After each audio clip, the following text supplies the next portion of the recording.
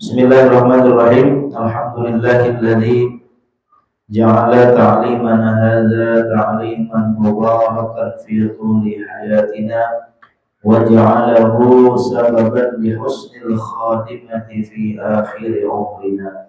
Wassalatu wassalamu ala taha Muhammadin sayyidina wa ala alihi wa ashabihi humul fudala'il qurama.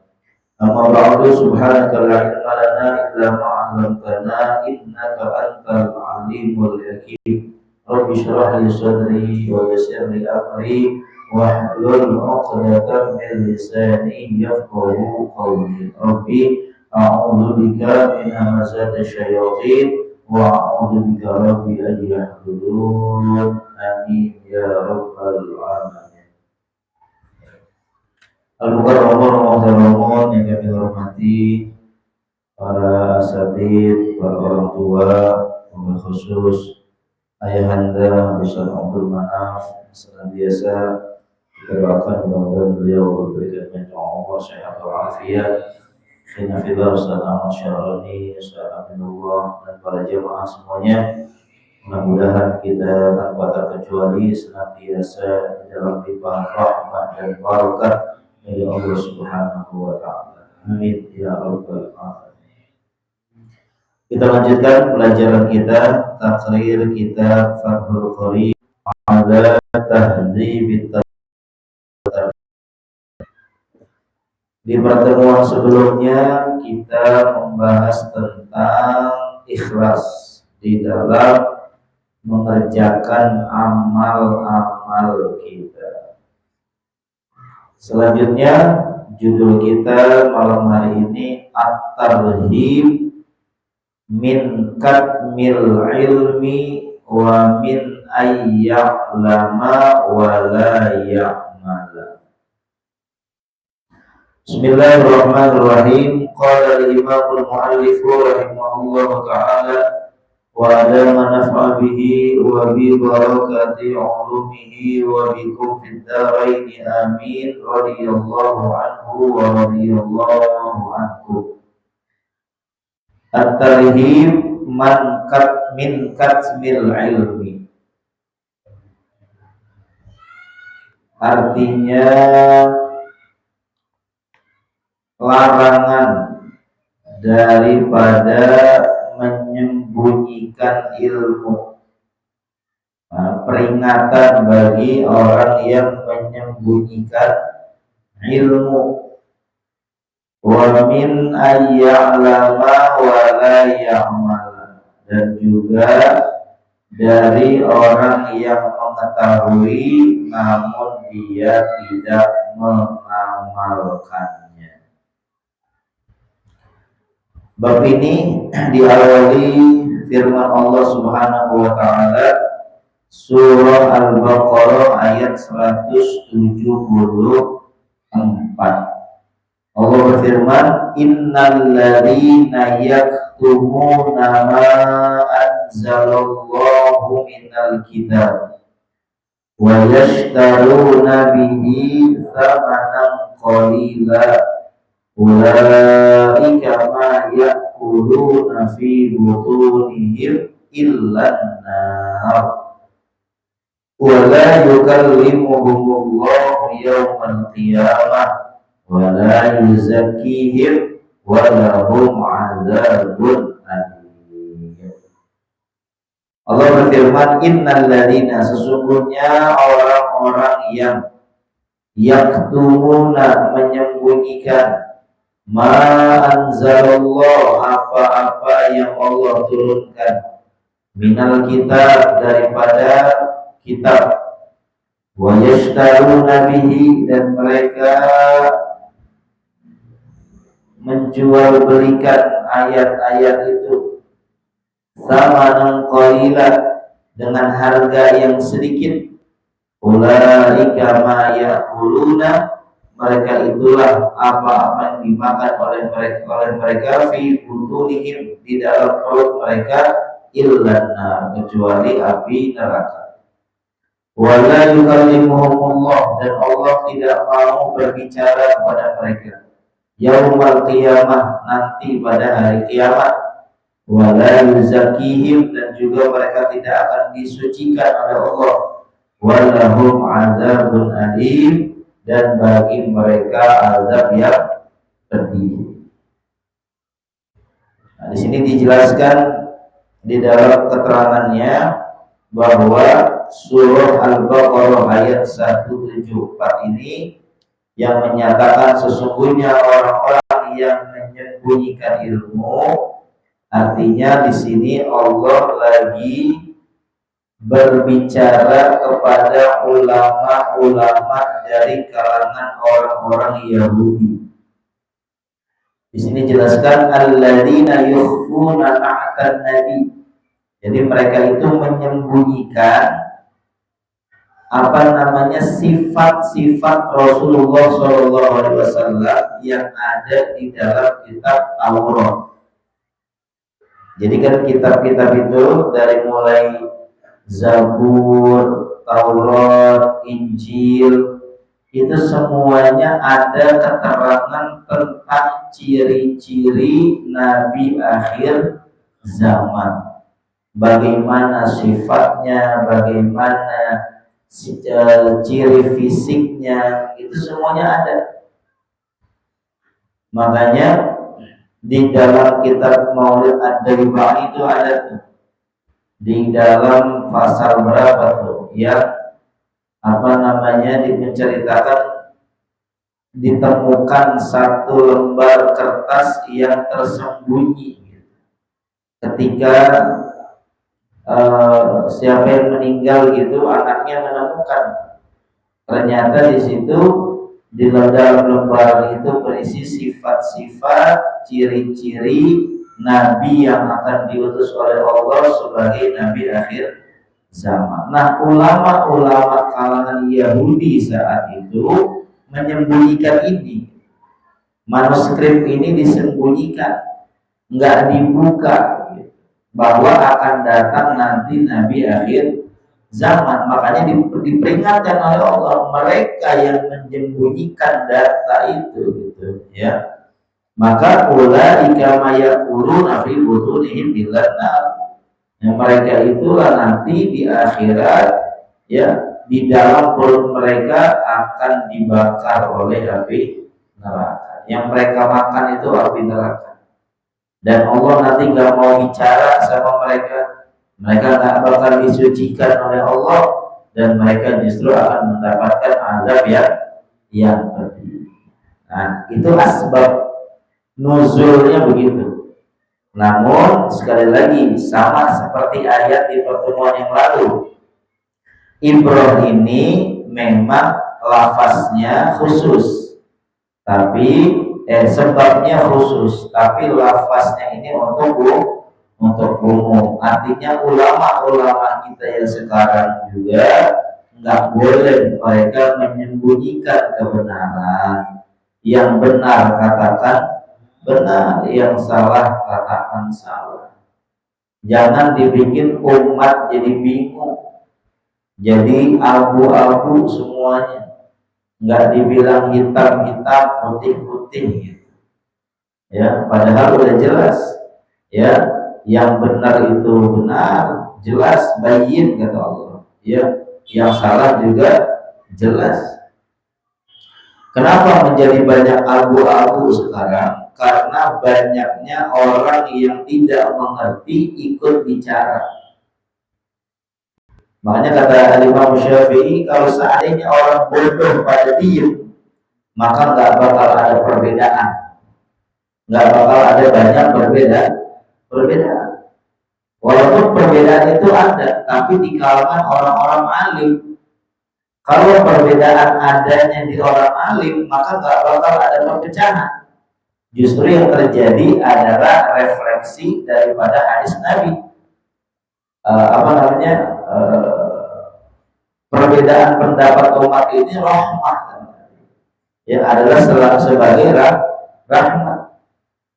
Tapi karena memang banyak orang-orang bodoh yang ikut berpendapat, maka jadi nggak rahmat lagi, malah jadi munculnya perpecahan. Coba ulama-ulama kita dulu, Al-Imam Syafi'i, Al-Imam Malik, Imam Hanafi, Imam Hambali, ya, empat madhab yang jadi panutan umat Islam di dunia ini. Mereka semua hidupnya damai, akur dengan perbedaan mereka, saling menghargai dengan pemahaman mereka masing-masing. Ya. Karena orang-orang yang nggak paham itulah gara-garanya maka banyak terjadi perpecahan.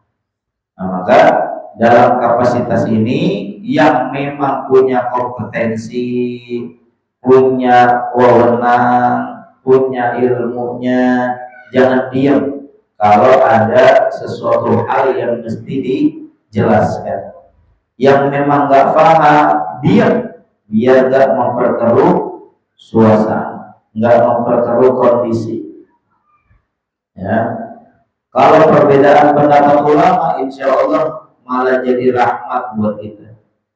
Mungkin di satu sisi kita ngambil satu pendapat ulama yang berpendapat tidak boleh misalnya, tapi kita berat untuk itu, ya boleh nanti kita karena darurat atau apa mengambil pendapat ulama misalnya yang membolehkan. Akan jadi rahmat. Ya, jadi masing-masing nanti punya tanggung jawabnya terhadap hasil pengambilan istinbat hukum mereka masing-masing. Nah, ala kulli hal dari ayat ini ya Allah mau kasih tahu juga bahwa para ulama jangan menyembunyikan ya keilmuan mereka sehingga nanti umat menjadi tersesat jalan ya gara-gara tidak diberikan tuntunan kepada balighu anni walau ada. Sampaikan, kalau memang kita bisa tahu yang apa sampaikan. Ya, yang kita tahu kita sampaikan, yang nggak tahu wallahu a'lam bishawab. Serahkan kepada ahlinya begitu. Nah, kemudian wa an Abi Hurairah radhiyallahu anhu, dari Sayyidina Abi Hurairah radhiyallahu anhu, anna Rasulullah sallallahu alaihi wasallam qala, bahwasanya Rasulullah sallallahu alaihi wasallam bersabda, man su'ila an ilmin fakatamahu uljima yaumal qiyamah bilijamin minnar. Man su'ila, siapa orang yang ditanya an ilmin, tentang sebuah ilmu, fakatamahu, lalu dia diam aja, ya, uljima yaumal qiyamah, nanti dia akan dilajam. Dilajam itu diapain ya? Disiksa dah begitu. Bilijamin minnar, dari siksaan api neraka. Nah, ini buat yang tahu. Yang nggak tahu ya mestinya memang harus diam gitu. Yang tahu, yang paham, ditanya nggak memberikan petunjuk sehingga umat menjadi salah, jadi sesat, tanggung jawab nanti di akhirat. Maka ulama hendaknya memang ada kecemburuan. Kecemburuan dalam apa? Dalam apa saja yang sekiranya tidak sesuai dengan tuntunan syariat. Tapi memang ada koridor-koridornya. Hendaknya memang kalau untuk orang-orang awam, ambil yang paling mudah untuk mereka. Nanti kalau udah mulai menuntut ilmu, udah mulai tahu hukum segala macam, baru nanti lebih diperketat secara hukum. Apalagi thalabul ilm, apalagi ulamanya. Nah, itu beda-beda nanti itu. Ya, tapi kalau untuk orang awam yang memang minim pengetahuan agama, ya kasih mereka hal-hal yang mudah untuk mereka amalkan. Jangan sering disalahin juga. Tapi terus ditingkatkan gitu, jangan stuck di situ, jangan stuck dengan kesalahan terus. Ya, tapi sambil pelan-pelan dia makin mengerti, baru nanti naik tingkat gitu. Makin ketat lagi nanti dalam melaksanakan syariat. Nah, ya makanya kalau ditanya tentang ilmu dan dia tahu, jawab. Atau bahkan kalau nggak ditanya pun, kalau emang ada yang salah, hendaknya dikasih tahu ya, dengan caranya. Dulu awal-awal saya pindah ke Cilacap, saya sering cerita awal masuk masjid atau banyak orang pada rajin sholat, kita lihatin 5 waktu itu ada di masjid. Tapi sungguh sayang, caranya masih belum baik gitu. Pakai pecinya masih nutupin jidatnya gitu. Ya. Nah itu kita cemburu, maksudnya cemburu apa? Kita kasihan. Kita gimana caranya biar mereka nih yang udah rajin ibadah benar ibadahnya gitu. Jangan pakai nunggu ditanya kalau begitu mah gitu. Ya, atau apapun yang sekiranya yang belum sesuai dengan syariat, harus ada kecemburuan, nggak boleh cuek gitu. Nanti kalau cuek sehingga nanti dia benar tanggung jawab, nanti ancamannya akan dapat siksaan api neraka dari Allah Azza wa Jalla Subhanahu wa Ta'ala. Maka memang berat ya, tugas para ulama itu berat. Selain mereka para ulama yang mulia punya kemuliaan di sisi Allah, juga mereka punya tanggung jawab yang besar. Ya, kalau bicara kemuliaan ulama luar biasa.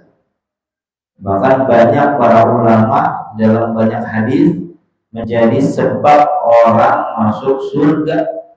Ya, gara-gara ulama. Banyak orang bisa dapat pahala cuma gara-gara mandang wajah para ulama. Kan berarti hebat gitu. Orang mandang wajahnya beliau aja dapat pahala. Gimana beliaunya kan gitu. Ya. Tapi satu sisi yang lain juga punya tanggung jawab yang besar untuk membina umat, membimbing umat agar senantiasa di jalan yang benar, di jalan yang diridhai Allah Subhanahu wa Ta'ala. Yang terakhir dalam bab ini cuma ada satu ayat dan 2 hadis.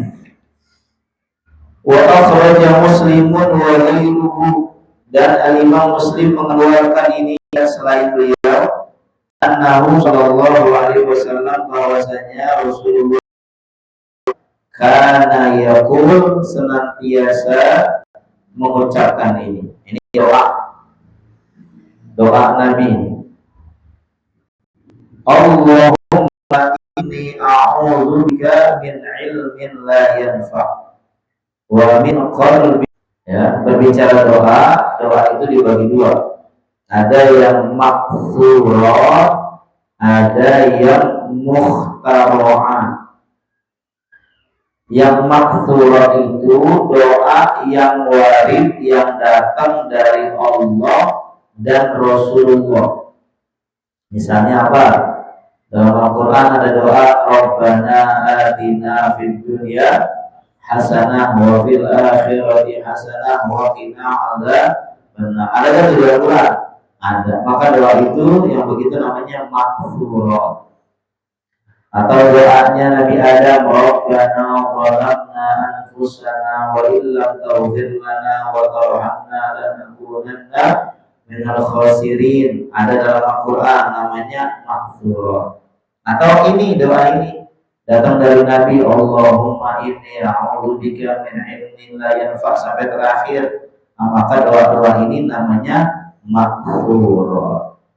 Ada doa yang kedua jenisnya namanya mukhtara'ah. Apa mukhtara'ah? Doa yang disusun oleh para ulama, orang-orang soleh, ya, yang mereka membuat doa, gitu, menyusun doa. Boleh kita amalkan? Boleh. Ya, boleh silakan. Ya, kalau saya sering mengibaratkan begini, doa ulama itu ibarat obat yang udah terbukti mujarabnya gitu. Kan kalau kita sakit gigi, kita belum tahu obatnya apa. Kan kita nanya sama yang pengalaman, obatnya apa? Oh, konstan. Akhirnya kita beli. Kenapa kita beli? Karena kita tahu itu jadi wasilah kesembuhan. Sama kayak doa para ulama. Kenapa kita ngamalin doa mereka? Karena doa mereka pernah mereka baca, mereka panjatkan kepada Allah dan dikabulkan oleh Allah. Jadi bukan nggak boleh, boleh. Ya, yang dari Al-Quran silahkan, yang dari hadis Nabi silahkan, namanya maksurah. Yang dari ulama juga boleh, namanya mukhtaro'at, yang begitu tuh. Misalnya ada doa, biasanya kebanyakan tuh bentuknya sholawat, sholawat busyro, sholawat tibil qulub, sholawat ashghil, ada isinya doa tuh. Nah, yang begitu namanya mukhtaro'at, susunan orang-orang soleh, susunan para ulama. Ya, jadi kita paham tuh. Jadi ada doa itu dibagi dua, maksurat dan mukhtaro'at. Baik, doanya apa bunyinya di sini? Nabi mengatakan, Allahumma ya Allah, inni a'udzubika, sesungguhnya aku berlindung kepadamu, min ilmin la yanfa. Yang pertama, Nabi minta agar dilindungi Allah dari ilmu yang tidak bermanfaat. Apa itu ilmu yang tidak bermanfaat? Ilmu yang tidak diamalkan oleh pemiliknya. Namanya ilmu nggak bermanfaat. Manfaat itu bukan cuma diajarin ke orang, tapi justru manfaat yang sebenarnya adalah manfaat bagi yang memiliki ilmu itu. Misalnya saya ngajarin para jamaah fadilah sholat tahajud misalnya. Apakah yang saya ajarin ini ilmu manfaat buat saya? Belum tentu. Kalau saya ngajarin orang tapi saya nggak tahajud, ya ilmu itu buat saya nggak manfaat. Ya. Kalau para jamaah justru yang mengamalkan, justru manfaat. Maka Nabi minta sama Allah dilindungi dari ilmu yang tidak bermanfaat. Dalam apa tuh dulu tuh belajar tuh peribahasa ya, al-ilmu bila amalin kasyajari bila tamarin. Ilmu yang tidak bermanfaat laksana pohon tanpa buah. Ya, kurang mantap gitu. Ya. Maka minta kepada Allah agar kalau punya ilmu walaupun sedikit, semoga diberikan manfaat.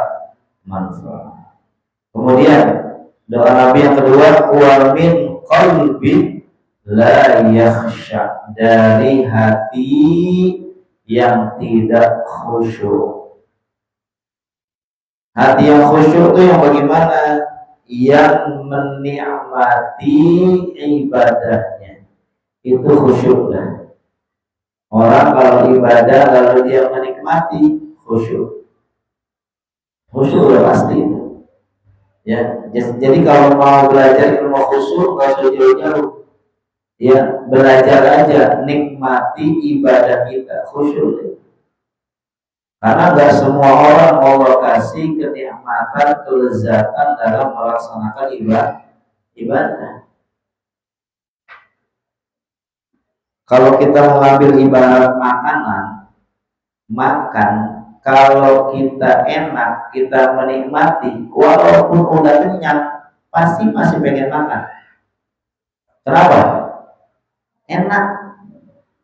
Minimal masih apa tuh?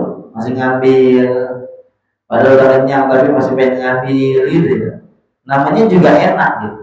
Sama kayak ibadah, orang kalau menikmati ibadahnya nggak ada kenyangnya, Maka kata Sayyidina Utsman bin Affan kalau nggak salah, kalau orang mendapatkan nikmatnya baca Quran, nggak cukup dia baca sehari 24 jam, itu nggak cukup. Kenapa? Karena nikmatnya baca Al-Quran.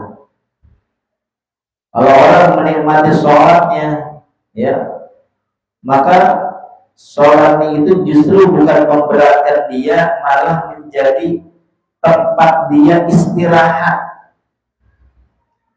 Rasulullah itu SAW kalau beliau nyuruh sholat itu enggak akimis sholat, enggak gitu.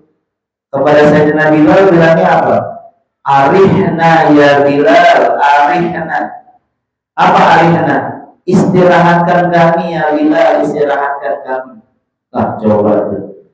Padahal Nabi sholatnya panjang, ayatnya yang dibaca banyak kalau lagi sendiri. Ya, tapi Nabi membahasakan sholat itu dengan arihna, istirahatkan kami. Kenapa bisa begitu? Karena Rasulullah SAW sudah pasti lezat, nikmat, enak ketika beliau melaksanakan sholat. Jadi kalau sholat masih jadi beban, ya belum menikmati kita berarti juga insya Allah mengerjakannya belum khusyuk. Tapi ya nggak apa-apa, selama buat orang awam dia masih sholat udah alhamdulillah. Kalau orang awam diginiin terus lama dia nggak sholat kan? Ya gimana sholatnya teh belum khusyuk, nggak ada artinya. Yang ada dia pergi nggak mau sholat lagi. Ya buat orang awam ajak sholat, dia udah sholat udah mantap udah alhamdulillah. 5 waktunya berjalan alhamdulillah. Nah kita yang mau meningkatkan diri tambah gitu. Jangan sampai di situ doang gitu. Ya. Jadi gampangnya khusyuk itu apa? Kita menikmati, kita bahagia dengan ibadah yang kita kerjakan. Nah, maka kita minta perlindungan dari Allah, jangan sampai kita punya hati tidak khusyuk di dalam ibadah kita. Yang terakhir doa Nabi, wa min ad'iyatin la yustajabu laha.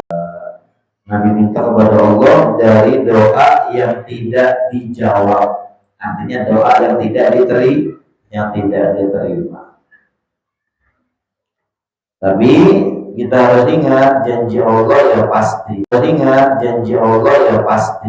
Ud'u Allah ad'uni astajib lakum. Yang lain ud'u Allah